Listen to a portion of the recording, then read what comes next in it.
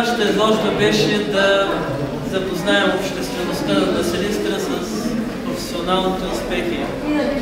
На възли виждам деца от основно училище, от ЕСПАИСИ, по някакъв начин да им помогнем да се направят своя професионален избор.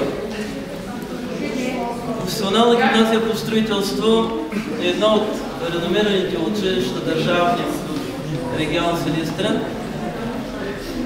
Подготвя строителни техници, строителни работници за отраслното строителство. Защо съветвам децата от прогимназията да дойдат в нашето училище? С една едничка цел. Това е училище с традиции.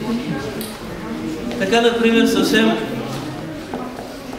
прясна е новината от няколко дни на състезанието Млад строител, националното състезание по професия. Ученици от професионална гимназия по строителство заеха призовото второ място и се класираха за републиканският кръг.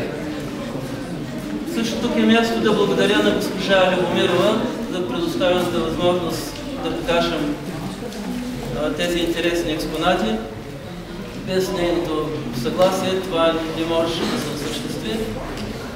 На всички присъстващи желая интересни мигове с разглеждането на експонатите и давам думата на господин Иванов да връча една награда на нашия успех.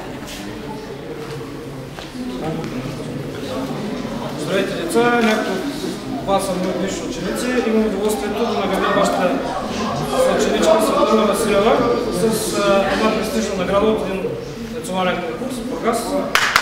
Земята извърташ. Заповядай.